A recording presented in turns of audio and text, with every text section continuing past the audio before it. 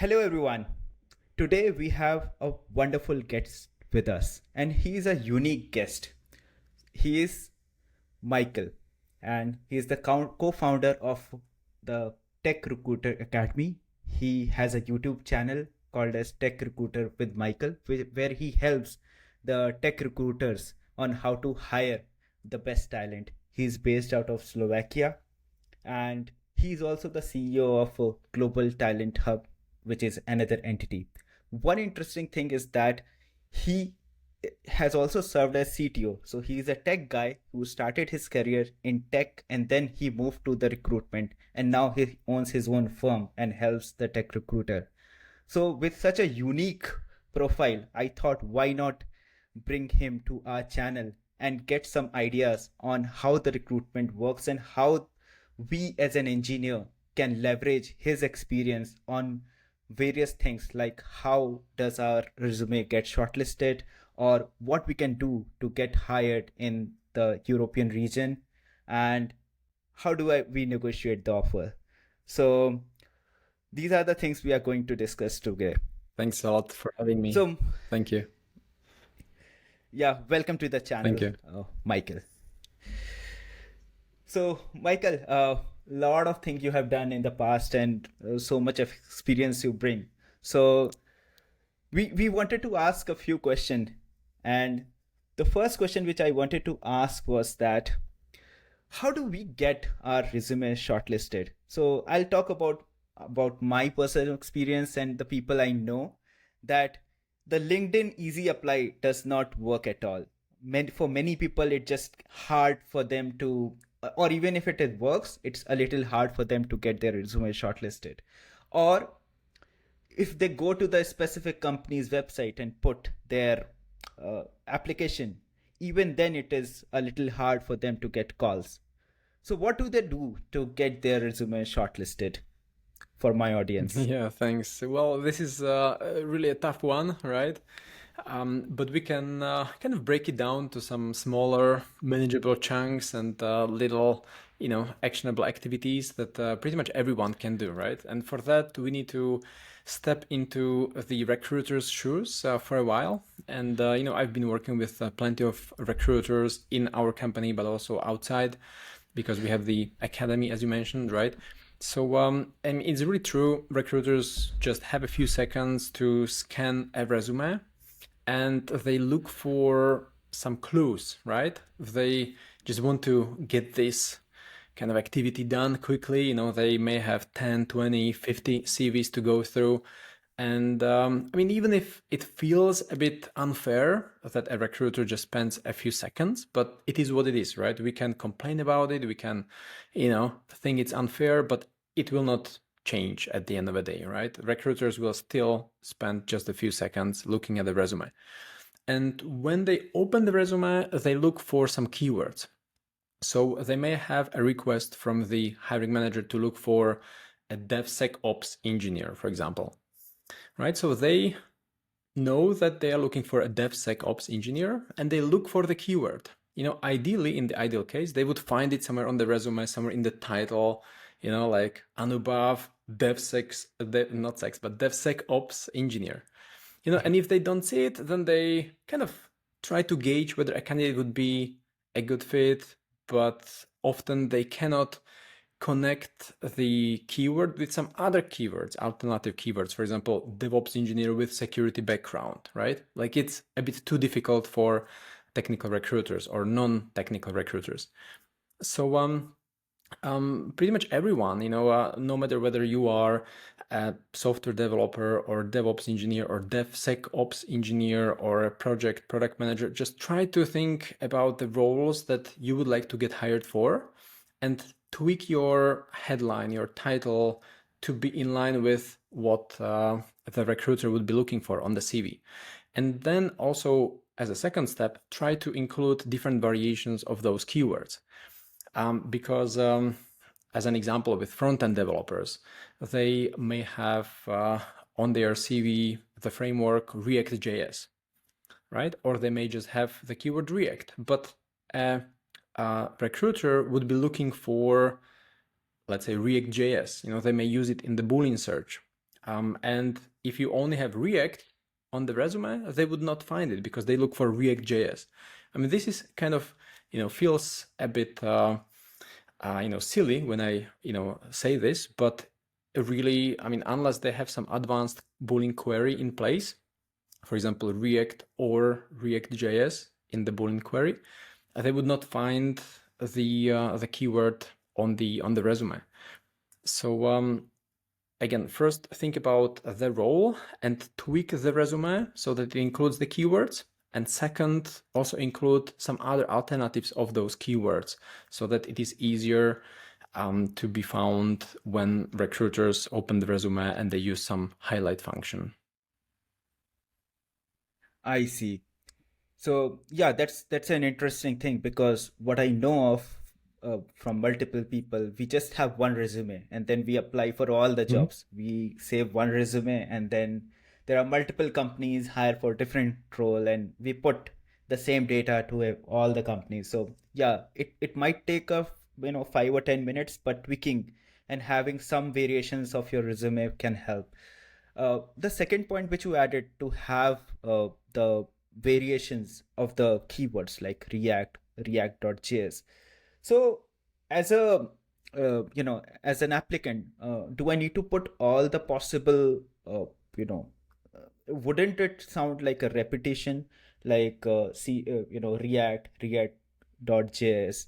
So uh, how do we figure out that uh, what's the superset and what will have maximum chance to be get searched? Yeah, so in this sense, I would be a bit creative because you may have the experience written in a few sentences, right? In a paragraph, for example, I am working for the last 5 years as a front-end developer and I used React, for example. So in that sentence, you would only use React without the suffix.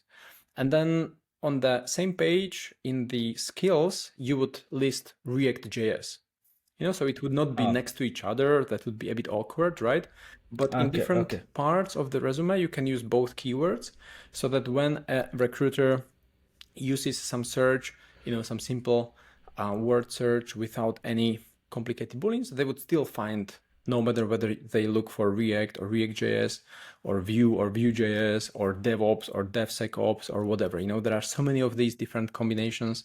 I've seen recruiters who couldn't find software engineers with microservice experience just because they only used it as one word, microservices. But there were some candidates who had on their resumes micro-services as two different words, right? And like these little things make a huge difference when recruiters reach out to candidates, whether they reach out or not, because they would not find the resume on LinkedIn, for example, or in their own database.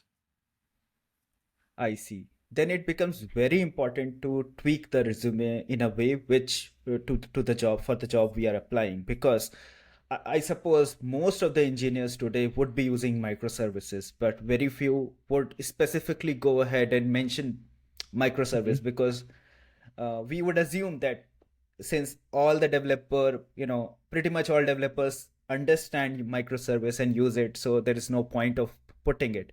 But now, as I talk to you, I understand that yeah, if the job requirements need it, then we should put it so that it just enhances the chance overall. Yeah, completely. I guess you say, because from the recruiter's standpoint, people, in HR, in recruiting, they don't know that this is a skill that everyone in IT has, even though it may not be, the case, but still we can assume that most of the modern software development uses some, microservices. Yeah. But the recruiters, they get a requirement from the hiring manager, and on the requirement is written experience with microservices, right? So then they go to their database and they start scanning resumes and they look for the word microservices, just because otherwise they cannot really assess who has the experience with microservices. So just by listing more of these keywords and also in different word forms, like microservices with space and without space as one word, like that can significantly increase someone's chances on appearing in those search results. I see. That's an awesome point. There is one interesting point which you mentioned at the beginning was that every recruiter, per resume, they spend maximum around 10 seconds or very limited time you quoted. Uh, so does the length of the resume matter? That if I have a resume of 2 page, would it be overwhelming for the recruiter, or would they find it hard to search for the keyword? What what do you want to add there? I would say in the first screening round, they just look at the first page anyway. So the first page should highlight the most recent position. And then the recruiter Yeah. just looks at the most recent position. As an example, they may look for a front-end developer. So they, in the ideal case, they should see the recent position, something like, React developer, front-end developer, Angular developer, or some of these combinations. If they see something else, then they don't really go to the second, third, fourth page. But then later down the line, when the hiring manager is already involved, they would definitely look at the second page and third page. But I wouldn't overkill it with more than 6, 7 pages. I saw candidates who have 10 or 12 page long CV, and that's a mess. Like no one would go through such a long CV Yeah. anyway. So is there some upper limit, or would you suggest that, okay, for X years of experience, maximum you have these many pages, and then, maybe, I mean, I would say that if you have a resume more than 3 pages, then it means that you really have worked in multiple companies and multiple projects, and that is why you had to. So I mean, do we need to be conservative in terms of, the number of pages or the amount of data which we share? This is a great question. And usually I see very senior people with 20, 30 years of experience for high level positions, and they have very long CVs. And that's kind of understandable because they have 20, 30 years of experience. So they had plenty of, experience and opportunities and projects they worked on. But for the majority of software engineers, I mean, they usually have like 3 years, 5 years, 7, 10, 12 years of experience, like not 35, right? So Yeah. I would suggest 3, 4 pages. That's the upper limit, I would say, for recruiters and for HR specialists. They would not read it all, definitely, in any case, right? Whether you have 3 or 7 pages. But if you have more than 7 pages, that's already an overkill. But then still, if you have plenty of projects you've been working on and you would like to highlight one of them, as an example, you may be an open source contributor and you are super proud of your 25 projects, well, then you can attach it as an appendix. So, for example, you can have a 2-page long CV that lists your experience, the most important responsibilities and skills, and then you can have page number 3 and 4, for example, with a different background, slightly shaded out, title, appendix, and then you list some other additional projects, or maybe a portfolio. If you are a designer, you may want to include links to your additional design files. So that could be, better place to include in the appendix. Yeah, that is awesome. It really gives the complete picture of what we need to do as an engineer to get our resumes shortlisted. And that brings to my second and important question is that I know a few people who took some career break, like because of they were the new mom and they wanted to give some time to their child, and then they wanted to resume their career after a few years, let's say 1 year or 1.5 or sometimes 2 years, and the job markets right now is very competitive, so they find it a little hard to get their resume shortlisted, or onboard themselves and get back to the industry. What recommendation or what suggestion do you have in such cases? Well, it's a tough one, of course. People who spend a few years out of the job market will face difficulties looking for the next job. So they should also be realistic in terms of what kind of a job to apply for. So if you were a senior Java developer 5 years ago, today you probably would not get the same level of the job just because, technology has moved. There are microservices, there are new tools, new cloud technologies. So if you were out of the market for 5 years, it's quite unlikely that you would get the same kind of a job. So you may need to rethink your next career step, probably downscale your career aspirations a bit. I'm not saying you should start as a tester again, but not apply for the same position as before the career break. Second, I would suggest to work on some skills even during the career break. I know it's hard, especially for women who spend time with kids. Probably the last thing they want to do is to study while they take care of the child. But at the end of the career break, they still can go through some courses and take a few certifications, let's say, 2-3 months before they start looking for the job, just to demonstrate that it was not completely wasted and they are still sharp. And that also depends on the length of the career break. For example, here in Europe, it is quite common to spend 3 years, with one child at home. So sometimes women have two kids next, right, one after the other. So it could be 5-6 years, which is really a lot. So Yeah. and then employers are worried whether the candidate is still sharp, mentally. And that's why it's Yeah. good to take some certifications and then highlight them on top of the resume, saying like, hey, I was out of the market, we all know it, but look, here I took a course about productivity, digital skills, new Azure certification or GCP or whatever. So that would help to overcome the fear of, lost productivity. Yeah, I think both the points are very important, that if we are a little realistic in terms of where we apply, and the number two, if we are able to justify the career break and learn during that career break, it will definitely help those Mhm. people. While we are talking about applying, so I wanted to just touch upon this important point, because many of my friends, they apply for the positions from India to the positions in Europe, and a lot of countries are very much aspirational for the people out here. The circle I, I'm part of. So I wanted to touch upon this point because you deal with the hiring in the European region.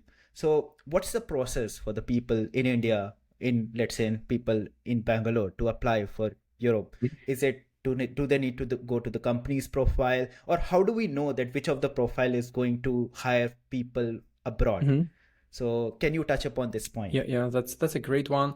And in order to, understand where to apply, we need to kind of analyze the types of companies a bit. So, there are a few types of companies that employ software engineers, for example, the high-tech startups, right? And from my Yeah. experience, the high-tech startups usually take care of, or not take care of, but they put the teamwork on a higher, pedestal, so to speak. For them, the closeness is important. For the high-tech startups, it's important to have people in the same time zone so they can meet and go for offsites, right? Like they build the culture within the team.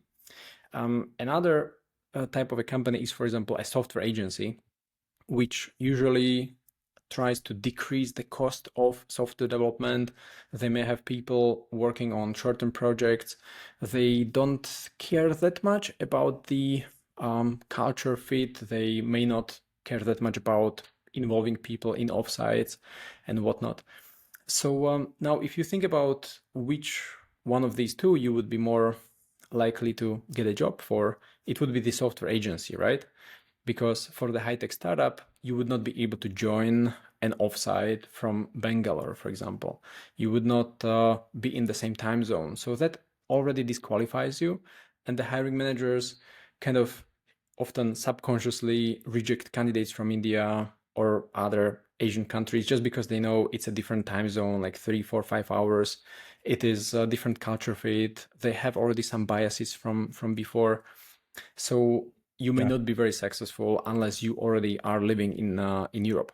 On the other end, these software agencies, just because they want to decrease the costs and they have different incentives and motivation, they are usually open to engage candidates from India. So you could rather start applying to jobs in software agencies, software houses, and not in the high-tech startups. I see. I see. Yeah, while I understand that the chances for getting recruited for the second one is more, but I do see people, getting hired for the high-tech startup, but in that case, they need to get their visa Hmm. processed and then, actually move to. Yeah. If we talk about that scenario, that if a person is ready to move to, let's say, Amsterdam or, Berlin, Hmm. the countries in Europe, and in those cases I see people giving their interviews online through the online system, and then they when all the rounds are clear, they actually move to the other country. So how does that work? And uh, can you touch upon that part as well, because there are multiple high tech Hmm. startups where not just the startups, high tech companies uh, which hire remote, in this, using this channel as well. Hmm. Sure, sure. Of course. We also had a few candidates who we relocated for some of the high-tech startups, Yeah, but it's always a lot more difficult. It's like, I would say, yeah, 10 times more difficult than to find someone who already is in Berlin or to yeah, work correct. remotely. So, first, I mean, if you as the software engineer, if you have an option to relocate first to the country and be there on some work visa, or to be there with your spouse, you would be much more likely, because you can already say, hey, I'm in Berlin, I can come for a meeting on site, Hmm. and that will significantly I increase see. increase your chances, because otherwise there are just so many people in India or Yeah, Pakistan or Bangalore, I mean, yeah, or Bangladesh, yeah, or yeah, wherever. So yeah. if the person is in Europe, it has, the person has significantly higher chances. Second, if you are not in Europe yet and you would be looking for ways to relocate and get visa sponsored, I mean, you need to have some significant competitive edge. Just as an example, if you would like to work for Google or Microsoft or Spotify in Europe, you would need to be really the superstar in software engineering. You would need to Yeah, have a great school that you graduated from, a great certifications, know the design patterns and whatnot. yeah, Otherwise, you yeah. would not be the one who is granted the visa. I see. Yeah, that makes sense as well. That higher than amount of skill you need, more is the amount of skill you need. You might have more reward, Yeah. but yeah, it comes at a cost. Yeah. Yeah. So I that the this brings me to the next question. That okay, now you have been able to apply to the companies, you have been able to get your resume shortlisted, and maybe you got the offer. Now I want to ask two questions in, batch them together, and you can feel free to answer in two steps. Is, you know how do we negotiate and get a better pay band once the offer is released? And also, is there a scope to negotiate the levels as well? So, for example, an engineer who was aspiring for L5 in a company was offered L4. So, what they can do to, get a better level as well as better pay? Hmm. Well, it's a good one, and often I would say we also need to look in the mirror, right? Because Yeah, it's kind of easy to get frustrated because we are offered level 4 and we expected level 5, but then just ask yourself why. Look in the mirror yeah, and try to be objective in assessing your skills. I've seen people who, in some screening questionnaire, they respond, "Yes, I know design patterns. Yes, I've been working with microservices. Yes, I know, everything." And then we hop on a call, yeah. and I ask them about some of the recently used design patterns, and they just cannot explain them, right? So they Ah, may have the aspiration for the senior level job, but then when we kind of objectively assess the skills, they only fall into the category of mid-level or junior to mid-level developer. So if you, as the software engineer, can get a friend or a colleague or someone to run you through some questionnaire to assess your skills, that would probably be a good starting point, because this way you can get some objective feedback from your friends or colleagues. Second, eventually, when you get the job offer and you are not really satisfied with the salary, well, consider two facts. Like one is the size of the team. If the size of the team is rather small, then also the hiring manager has more leeway in terms of playing with the budget.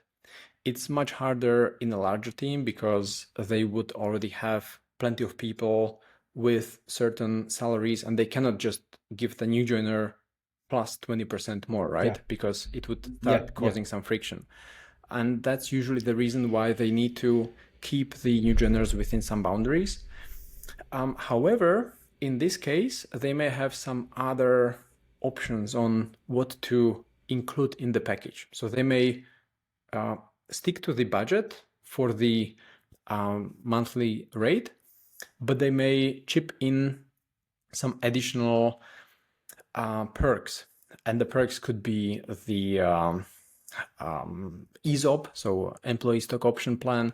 It could be a laptop. It could be more days of vacation.